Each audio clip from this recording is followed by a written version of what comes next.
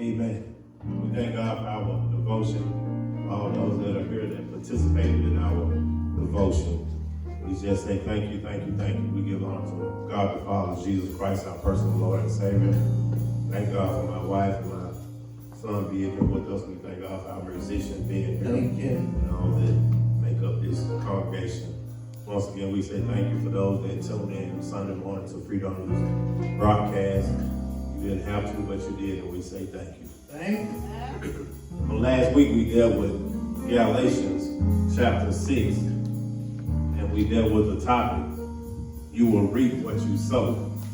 And this week we dealing with you will reap what you sow, part 2. But we'll be coming out of the book of Esther. Yes, Lord. Esther chapter 7, verses 1, 2, and 3. Esther chapter 7, verses 1, 2, and 3.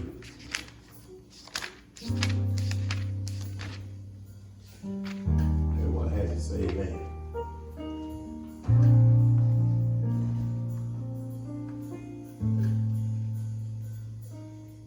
Esther chapter 7, verses 1, 2, and 3.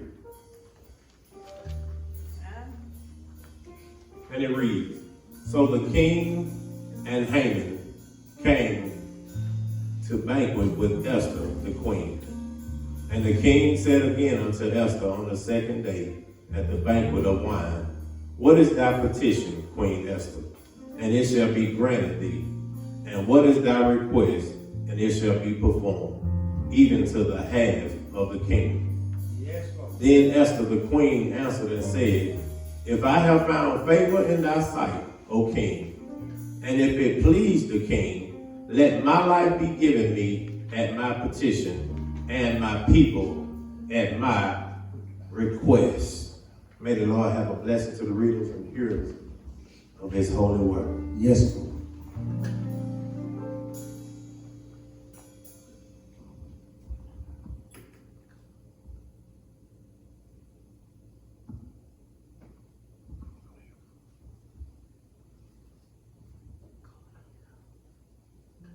Amen. We thank God so far. Last week we dealt with you will reap what you sow. And this is part 2 of you will reap what you sow, dealing from a perspective of the book of Esther. And when you deal with the book of Esther and you know the history of the book of Esther, you had 3 main characters in the book of Esther. You had Haman, you had Esther, and you had Mordecai. All right. Haman was more or less almost like the king's assistant or second or third man in charge. He befriended the king and became friends with the king, but at the same time, he had a plot of why he wanted to be friends with the king. All right. Haman was known as an Agagite because he was under the leadership of Agag, which was an Amalekite that ruled back then, but they was the enemy of the Jews. The Amalekites were the enemy of the Jews, and Haman hated Esther because she was a Jew. But at the time, the king didn't know she was a Jew. And so what happened was she ended up going before the king in a participating event where women came before the king because the previous queen disrespected the king.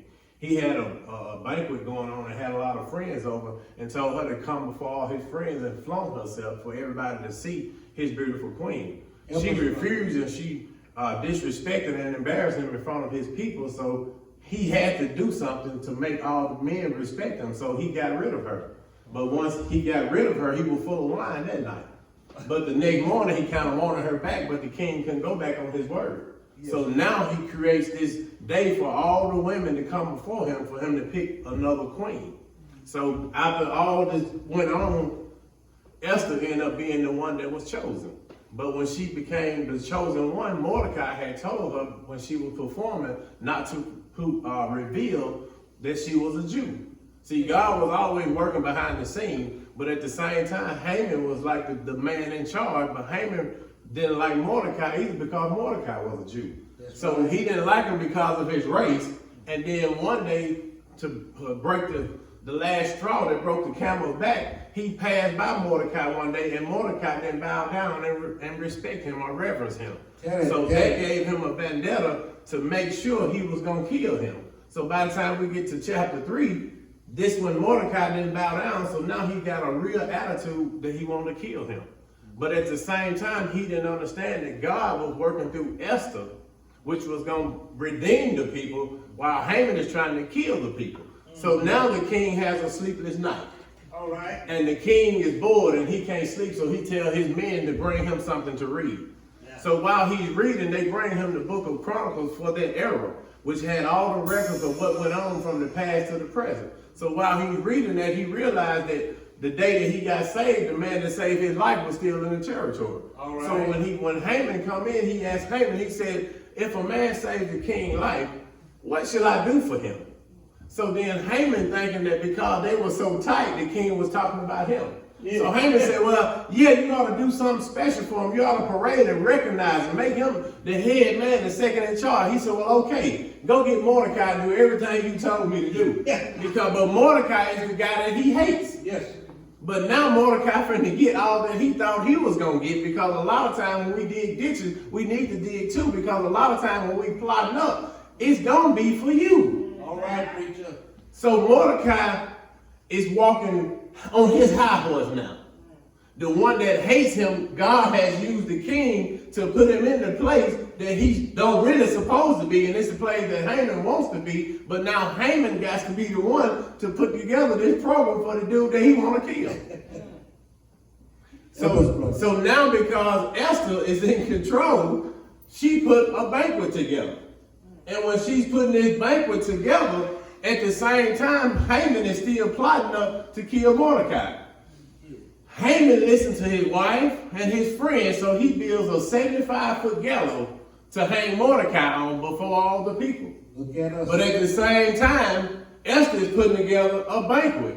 All right. So while she's putting together the banquet, that's what brings us to chapter 7. That now, here she is at the banquet talking to the king, and the king has told her, you have found so much favor in me, and once he points the golden scepter to her, whatever comes out of her mouth has to happen. That's it. So while she's pointing this scepter, when you keep on reading in chapter 7, she says to him, all I want is my life to be spared, in verse 3, and my people's life to be spared. Yeah. He said, for we are sold, and are my people to be destroyed, to be slain, and to be perished.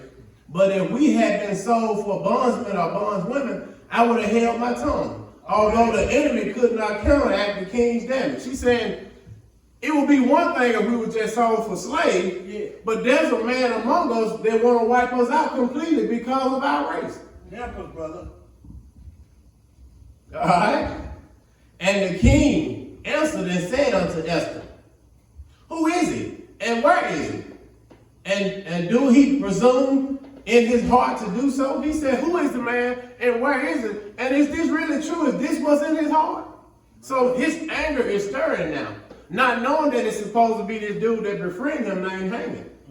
So he said, and the king, and Esther said, the adversary and enemy is this wicked Haman. And Haman was afraid before the king and the queen. So Haman, she invited Haman to the banquet as well.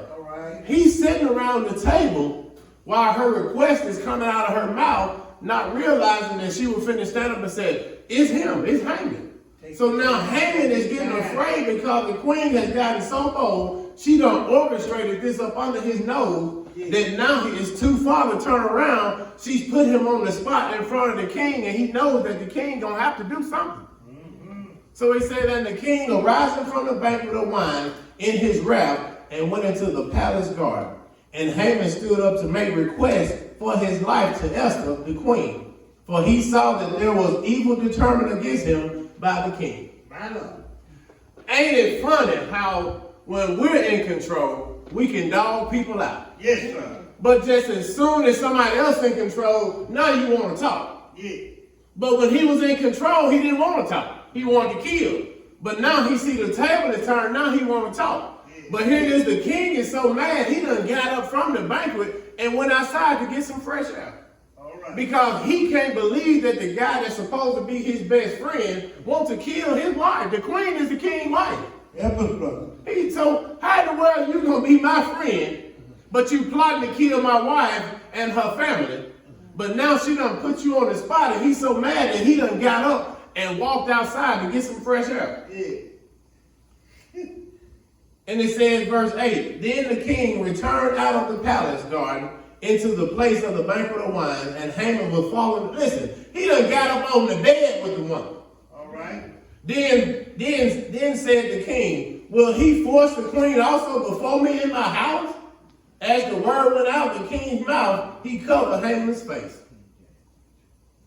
So he said Haman done got so desperate that he done went from talking and pleading, he done crawled up in the bed. All right. Trying to convince this woman to change her mind. And the king got even angrier because I'm already mad enough that I had to go get some air. Then I come back, you done got up in the bed with my wife trying to change her mind. Help us, brother. So he said, you gonna do this in front of me, in my house? Yes, sir. We'll do it. You gonna in front of me, in my house? Yes, we'll do it. So he was so mad that he had his men to go ahead and cover his head. And you know when the king have your head covered, you know what's next. All right. And he said, and Abner, one of the chamberlain, said before the king, behold also the gallows, 50 cubits high, which Haman had made for who? For Mordecai, who had spoken good for the king, standeth in the house of Haman. Then the king said, hang him thereon. Hang him thereon. So they hanged Haman on the gallows that he had prepared for Mordecai. Then was the king's wrath pacified. Yes, sir. You gonna reap What you say. what you sow. Yes, Lord. So all the time, even in our society, on our jobs, in our government, we always got people in these high places that are always backstabbing and plotting up and planning on what they're going to do to people that you don't even know. And sometimes we, just like in this Bible, we hate people because of their race. That's it. You don't know nothing about them. That's it. You just hate them because of their race. And because of their race, we keep on plotting up and setting traps, trying to make people fall, not realizing that them traps that you're trying to set for quote unquote folks you don't like, that trap gonna end up being for you. Look at it. Have you noticed that long as when it was in the hood, nobody said nothing about it? So now when drug problems go upstate, we need to do something out, missing it now. Yes, sir. Why we need to do something now? Yeah. Because it done went upstate? Yes. But when it was in the hood, it was just a hood thing. Yeah. But now that it done went upstate, now we need to do something. Not realizing that every trap you set, it just may catch you up in it. That's right. And Haman thought he had it good. He was bumping elbows with the king. What I say goes. So the people I hate got to go too. Yeah. Not realizing the table was going to turn and he was going to have to reap what he sowed. Can you imagine how painful it will be for you to sit there and take 6 or 7 months to build a 75-foot gallows to kill the people that you hate?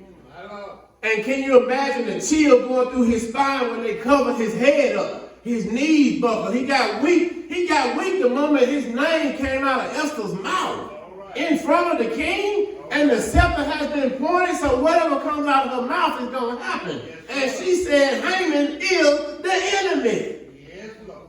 Can you imagine how weak he got? She said, Haman, what you mean, Haman? Because he didn't even know that she knew. And the king didn't know that she was a Jew. Yeah. And Mordecai knew everything, but Mordecai couldn't talk because Mordecai didn't have no power. But watch how God works. All right. It was said that she was possibly Mordecai's niece, but she could have been his cousin. Both of them come from the same lineage, and Mordecai, as well as King Saul, had the same dad. All right. But Saul was king years ago, and God sent King Saul out years ago to kill the Amalekites, told him to destroy everything. In the book of Samuel, he told him to kill every man, woman, child, dog, cat, sheep, goat, completely destroy the Amalekites for the sake of peace for his people. Yes, sir. But watch how we suffer from generational curses. Saul went, but Saul didn't do what God said do. He didn't kill King Agag, and he kept the best animal that he felt like was good that he could be used later on. Yes, he did. Because the people encouraged him to do so. So because he didn't kill King Agag, God had to turn around and send a prophet to do what the king supposed to have done. Listen, Yes. Saul supposed to have killed King Agag and all the Amalekites, That's right. but he didn't. So now God got to send a prophet. The prophet wasn't killing folk back then. All right. The prophet had to go back and kill King Agag because Saul didn't kill him. But by the time he finds out and God sends him, it's too late because King Agag has slept with another woman and got her pregnant to continue his lineage. All right. Y'all missing it. You see how we suffer from generational curses? Because we as leaders and as men don't handle our business. We force our children to clean up our mess. All right now. All right. Yes. Because if he had done what God said do, they wouldn't have to be facing the Amalekites years later. How many of us got ice in our life because of granddaddy them? Mine up. Mine up. Yeah, you got some ice. Yes, sir. All of us got ice because mama or granddaddy them didn't handle their business when God told them to handle their business. And that's why some people can't quit gambling because you got an ice. You can't stop drinking because you got an ice. You can't stop lying because you got an ice. You always trying to be slick and get over on folks because you got an ice. All right. That mama and them didn't handle when God told them to years ago. So he forced the prophet to do what the king didn't do, but the prophet did it too late. The man had already continued his lineage with someone else, and this the lineage that Haman came through. So Haman got hate, 3 generations of hate. Yes. So we can't fault Haman. He hated him because he was what? He was raised that way. That's right. That's right. So if we're going to be mad, we got to be mad at granddaddy and great uncle Saul because he didn't do what he's supposed to do. And because he didn't do what he's supposed to do, it forced the prophet to try to do it. He did it, but it was too late. So now it falls on the shoulders of his niece Esther. Look at it. How many times we got women struggling trying to do what men supposed to have done? That's right. But you trying to clean up a mess that granddaddy couldn't fix and the prophet tried to fix. In other words, when you don't do it, you force the preacher to try to do it, but it may be too late. Because if you had a guy when they were small, I can't preach them in heaven when they get grown. Yeah, brother. And we all suffer from ice. Yes, sir. And that's why he said you're going to reap what you sow. Because it kept on trickling through generation after generation because the one that was in charge didn't do it when he supposed he had done it. That's right. And look at how it was set up. See, at the time that Saul supposed to have done it, things wasn't that bad. That's right. They were in control. All they had to do is go in and kill him. But because everything was good and he was in control, he done half of what God said because flesh rose up. But last week we learned if you sow it in the flesh, you're going to reap it in the flesh. And that's why they were still having these fleshly ites going on all the way down through 3 generations. And now his niece, Queen Esther, got to fix what 2 men couldn't fix. Teach, brother. Teach. How many women are raising children on their own? Trying to make 3 women trying to make a man. Teach, brother. 3 women trying to raise a man. Mama, auntie, and grandma. All because the king didn't handle his business when he should have. That's it. And we're still suffering from that today. You're going to reap what you sow. That's right. And Haman was sowing evil because of people he didn't like because of their race. Not realizing that these tables were going to turn. My Lord. And the same 75-foot gallows that he built for people that he hated, now he's about to hang on it himself. Yes, sir. Can you imagine how bad it felt to go up all them steps? 75 steps, what need so we could just like got to carry me up there. My Lord. Because listen, man, how in the world do you die at your own hand? My Lord. You built this. But listen though, God, I didn't build it for me. It ain't for me, not me. Because a lot of times when we mess up like this, when it's time for us to sow what we reap, our knees get weak because we never can face the realities. Teach, brother. Teach. And that's why we sit here trying to drink ourselves to death and want to go get counseling and it's not working. Because you built this, but you didn't know you were building it for yourself. And if we could learn from that and start putting ourselves in other people's shoes, you be careful where you put your hammer, you be careful where you put your nail, you be careful how you measure your wood, you be careful how you dig ditches, you be careful how you set traps. Look at us. Because we fail to realize that as the world goes in a circle, don't you know you got to pass that trap again? Help us, brother. But what happens, see, it's been 10 years and you done forgot where you put it. Yeah. Until they catch your leg. Yeah. But now you can't deal with it. Because you ain't young as you used to be. Hello, somebody. You ain't smooth as you used to be. Your memory ain't sharp as it used to be. See, a lot of old dirt we done, you really done forgot about it. Am I the only one been in Walmart and come down the aisle according to somebody and then they come back to you what you done to them? And now you hoping they don't forget?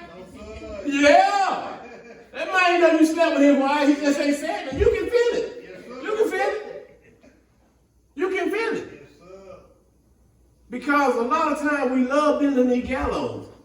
Long as we hanging other people on. That's it. But you're going to reap what you sow. Watch that. And it goes from Genesis all the way to the end of the Bible. Yes, Lord. Go into your spiritual mind. Adam and Eve, they sowed in the garden. All right. But when it was time to reap what they sowed, they couldn't have it. That's it. God gave them one commandment. One. Don't eat off this one tree. That's it. Perfect. Sinless, never get sick, never die. And they gave all that up for a piece of fruit. Yes, sir.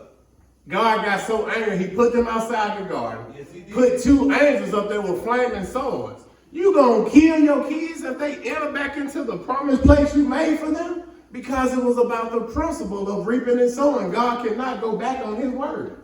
They ate one piece of fruit and got put out of perfection because they had to reap what they sowed.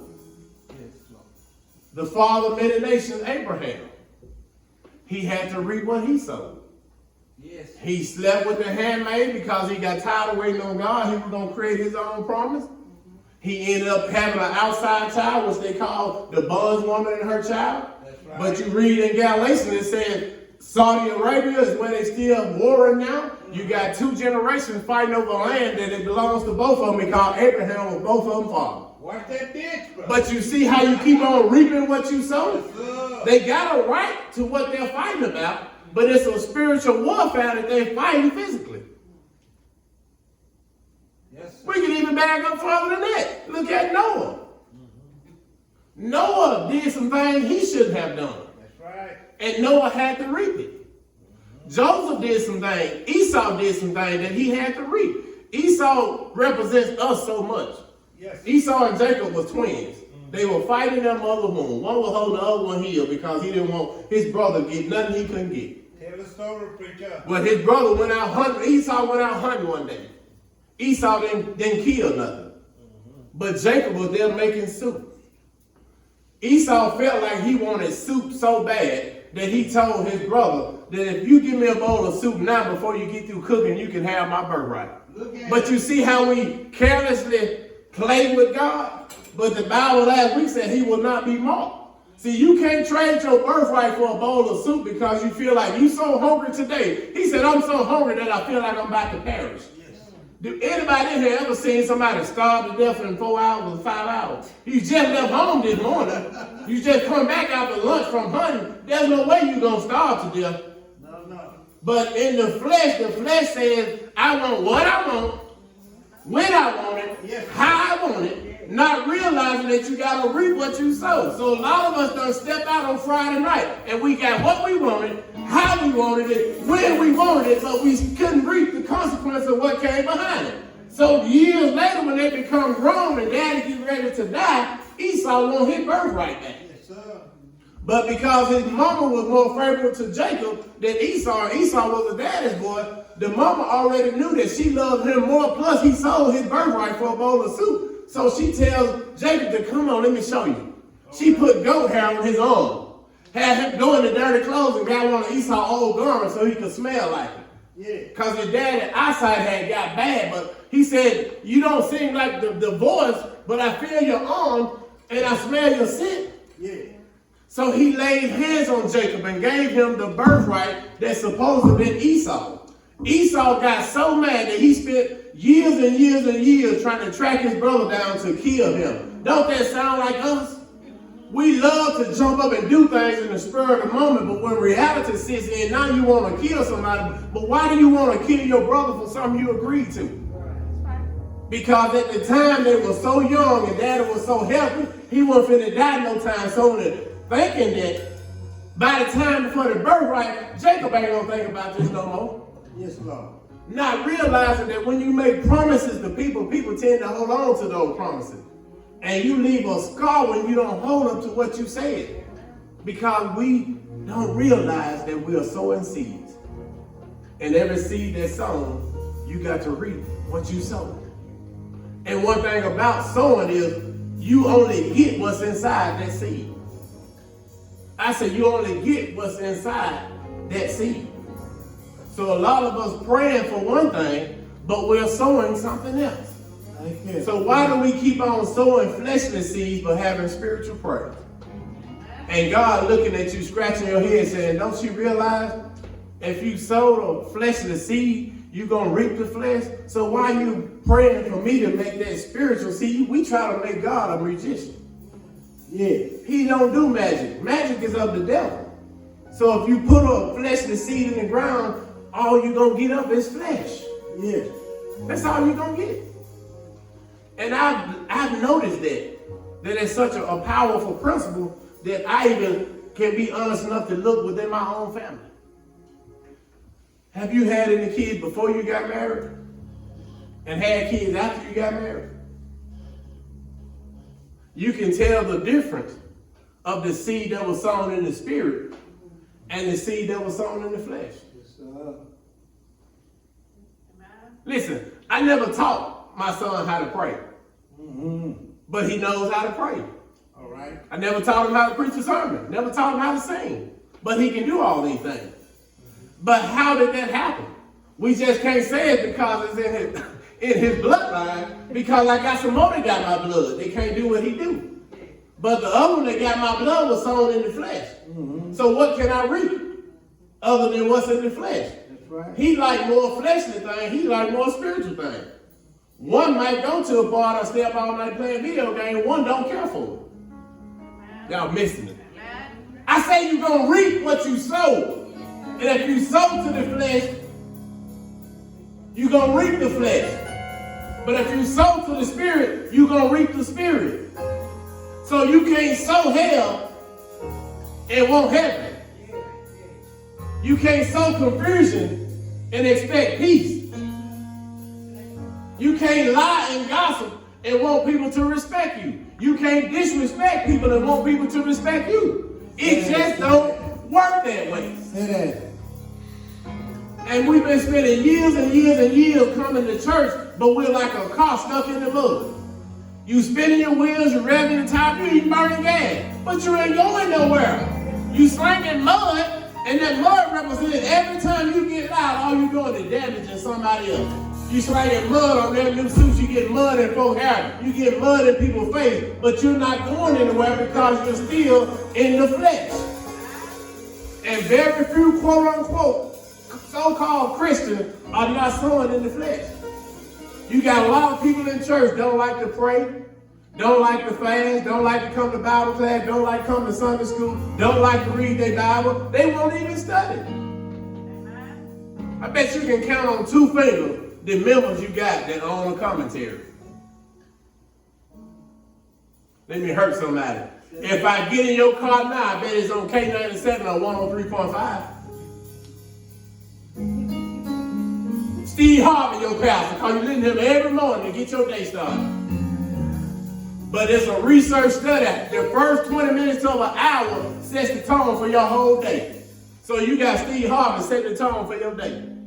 But I have a problem with people that cuss and preach. Say that. But you're going to reap what you sow. So we have to be very careful how we keep spreading these seeds. Was this a seed of deceit, lies, deception, gambling, fornication, adultery, drunkenness, reveling, partying? Look at 1 Corinthians 6 and 9. The Bible said none of these people will inherit the kingdom of God. That's it. Because you can only reap what you sow. That's it. Do you actually think that God has a blessing for you at Harris? Or at the card game? At the dice game? Or at the lottery ticket at the gas station? But you're going to have to reap it. Every idle word, every nasty thing you whisper behind the pastor back, you're going to have to reap that. And a lot of us reap it through our children. You know why? Because they're listening to you. So every time you go home talking about what happened in church, ain't it funny? Everybody you don't like, your kids don't like. Because they sowing they're reaping what's been sown. All they hear is you gossiping about the church member and what you don't like about the church. And he preached too long, and I heard he quoting so-and-so, and hey, never notice how she look at him. Look how they holding him too long. Yeah. Well, they listening to that. So next Sunday, they going to be watching everything you said, and now when they look at the grown folk, they holler, he think he's something. And they going to mess around and slip out one day in front of the wrong person, and somebody's going to get hurt. But all you doing is reaping what you sowed. Look at David. The Bible said a man after God's own heart. But he sowed some seeds of evil in his family. He's supposed to have been at war, but he found himself on the rooftop, staring at his neighbor's wife as she bathed on the rooftop, because it was a custom back then for women to bathe early in the morning because all the men supposed to be at work or at war. So only person could possibly see them as another woman. And if another woman loved to see another woman bathe, something was wrong with her back then. But David looked too many times and couldn't stop looking. So David sent for her and had her brought into his house. But because he was the king, she couldn't say no. And that's why I tell people David just didn't commit adultery. David really committed rape. Because she didn't have a say-so in the matter because he was the king. And because he was the king, he raped Bathsheba. And through him raping her, she got pregnant. And once she got pregnant, he did just like so many of us in church. We love walking around with our shovel. We do our dirt, and then we cover up dirt with dirt. Yes, sir. So he plotted up to try to he sent a letter out and told the captain, put him on the front line in the heat of battle, hoping that he would get killed. But that didn't work. So then he told him, come home, get you some wine, get full of it and go lay with your wife. You've been doing such a good job. He was such a good man that he went to his house, but he slept on the step because he couldn't be there enjoying himself, knowing that his men were suffering so much in battle. So David ended up having to kill him to cover up the fact that he done took this man's wife and got her pregnant. Not realizing that years later, that seed was going to come up. And when that seed finally came up, guess what? His son raped his daughter, which is his own biological sister. And then the other brother got mad and wanted to kill him for raping his sister. Then one of them got his neck hung in a tree while on his way to do some dirt. And God told David that son was going to be in his house forever. Although he was a man after God's own heart, he still had to face the consequences of the choices that he made. Yes. How many times we've done things in our youth, not realizing that it was going to come back, not only affect you, but it affects your family.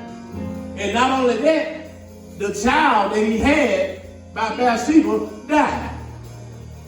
He went into fasting, crying, wouldn't eat, couldn't sleep.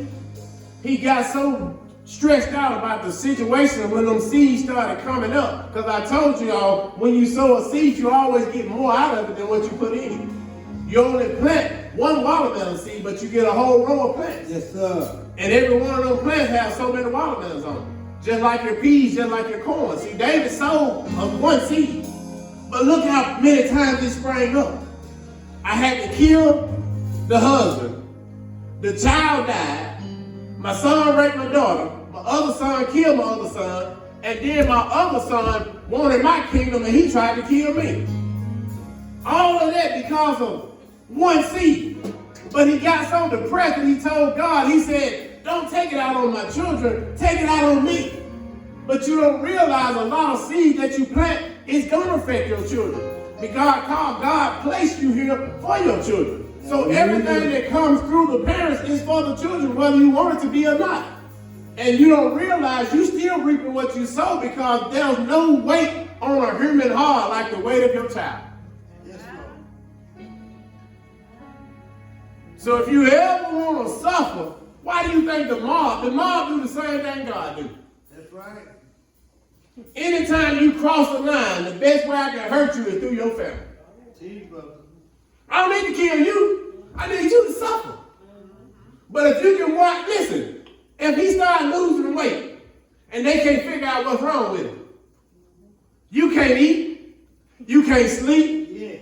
and sometimes you be so mad you almost want to grab the doctor and his collar because he can't tell you nothing. Yeah. You're glad he come in the room and you don't want him to leave, but he might well leave because he can't tell you nothing. But at the same time, you want to know something because every time you look at your child, you see death. You pray, you fast, you believe, you anoint to a head with oil, but it don't seem like he getting well.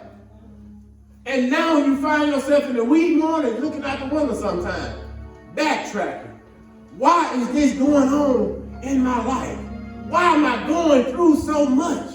You fix the refrigerator, then the stove go out. Then you finally get a stove, and that junk will go out. You get another stove, now the washer making a noise. You get the washer checked out, now the microwave done put up. New microwave. Joker just don't come on no more. Now it's the TV. Now the roof leak. Now the air conditioner go out. Brand new car. Joker won't even crank. Take it back to the place, and when it get up there, it crank. Then they just send it back to you. What y'all do to it? Nothing. Because you're going to reap what you sow. So the Bible said we have to be very, very careful how we plant seed and how we drop seed walking off, not realizing that it's got to come back up again. And spiritual seed and fleshly seed are different. Fleshly seed, you don't even have to water. You don't. You don't have to do nothing to it. You don't have to do nothing to it. You know why? Because Satan specializes in evil. Yes, sir. So if you sin enough to plant it, he gonna water it. He gonna fertilize it. You don't believe that, do you? Let me prove it to you. There's stuff you've done 30 years ago, and there's some people can repeat it word for word like it was yesterday. I said some people. And I don't care how many times you apologize, every time y'all get to arguing, guess what? They gonna bring up this. They gonna bring it up. Listen, Nisha, it's been 15 years. Why you still bringing it up? Because Satan specializes in it. He gonna water it. He gonna fertilize it. He's not gonna let it go. When you come home, he gonna be done pull the weeds out around it. He done spray Roundup around the edge. He gonna put triple 13 on it. When God don't let it rain, it don't matter. He gonna water it because he want it to grow. So he's your cheerleader. Satan loves when we sow fleshly seed because he been to heaven. He's seen where you trying to go. He's been where you trying to go. He has obtained what you trying to obtain. And the last thing he wants is for you to get something he'll never have again. I tell people that the devil is just like a man that had a good wife. He acted a fool and ran the streets, and he lost her. Don't nothing hurt him more than seeing her with her new husband. And that's why Satan treats us. Because he done had it. He done been there. He know what's the best thing he ever had. The best place he ever been. He know that. But what hurts him is every day of his life, he got to remember how beautiful heaven was. He got to remember he was the second person in charge. God loved him. He performed music before God, and God put jewels in his body. His name means what heaven stood for. He was the morning star. He was the glory of heaven. And he gave that up for a moment of pride of thinking that he could be like God. So he spent his whole life playing with us, trying to stand between us and God. Yes, Lord. To keep us from getting what he had. Because he hurt from it. And we so silly that we keep falling in that trap. Because the devil don't have no new tricks, he just got new faces. That's why the Bible said there's nothing new under the sun. Yes, sir. And we keep going in circles, falling in our same traps, keep slipping off the same step, and we keep on having to reap what we sow. Because we don't live lifestyle with a mindset of always being mindful. Everything I do is a seed. Yes, sir. Every time you speak to somebody and when you don't, it's a seed. Every time you be nice to somebody or not, it's a seed. Whether you hug a person or not, it's a seed. When you speak your mind, when you could have held your tongue, you still planted a seed. I ain't finna take, I'm just gonna be real. Well, you're gonna have to reap it. You can be real, but you're gonna have to reap it. So go ahead and say it. And Facebook gonna get a lot of us. Because once you post it, see, posting it is just like sowing it. Once you press send, that's it. And you got people all over the world mad at you. So now y'all got a cussing match. And you God's child. You got to reap it. Every naked picture you put on there, you got to reap it. You got to reap it. You got to reap it. And guess who else got to reap it? Your children.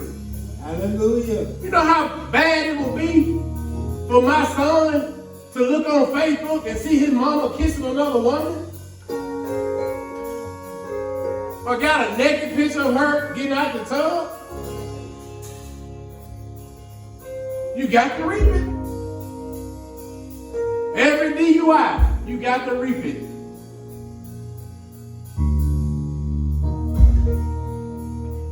And let me help somebody else. For those that done had all these stepdaddies, you got to reap it. There are a lot of children confused because you done told your kids to call 12 men daddy over the last 13, 14 years. Help us, brother. Help us. And by the time we get used to him, he gone and another one laid up in there. You got to reap it. Yes, Lord. Because everyone that comes in there brings a new attitude, a new spirit, and sets a new tone for the house. You got to reap it. You got to reap it. So if nothing else, they know that it's okay to play house. Ain't nothing wrong with being a player. So Bob used to steal a lot, but he was a good man. Joe drank a lot, but he was a good man. Yes. Paul had 2 jobs, but he smoked crack sometimes. Yeah. And Tyler all around good man, he just loved women. So where's the foundation for your child? What you gonna reap? What you sow? You gonna reap what you sow. The doors of the church is open. You may come by letter, candidate of baptism or Christian experience. But we know that the greatest seed ever sown was the seed that God sown over 2,000 years ago when he sown the seed of his son, Jesus Christ. Hallelujah. And he placed it in that virgin birth and allowed it to be born and come down and dwell among us for 33 and a half years. For he healed the sick, raised the dead, opened blinded eyes, and went about doing good all of his days. For the Bible said he would be beyond recognition, forced to carry his own cross up a hill we call Calvary, where they laid him on that cross and they nailed his hands and they nailed his feet. They hung him on that cross. They marked him and even put a sign up that said, "Hail, the King of the Jews." And if you are the Son of God, why don't you save yourself? They even pierced him in his side and tried to give him vinegar for his thirst. But the Bible said he said not a mumbling word because he had you, and you on his mind. The Bible said he laid his head in the locks of his shoulders and he gave up the ghost where he died. Permission was given for him to be taken down off that old rugged cross where he laid in a borrowed grave for 3 days. But we know he stayed in the grave Friday and all night, Friday night. Saturday all day Saturday night. But the record says that early Sunday morning, he got up with all power in his hands. And that seed continues to grow and grow and grow as God waters it and God fertilizes it and God nourishes it. And those seeds are me, you, our children and our children's children. As long as we continue to harvest that seed, the greatest seed that was ever sown, because God already knew that he was going to reap what he sowed, and we were going to reap what he sowed. And through that spiritual principle, we need to live our lives daily, realizing that everything we do is a seed, that we will be mindful until we go to the grave. Everything we do, say in our lives is a seed, and that seed is going to come up, and we're going to have to reap what we sow. May God bless you. May God keep you. Yes, every room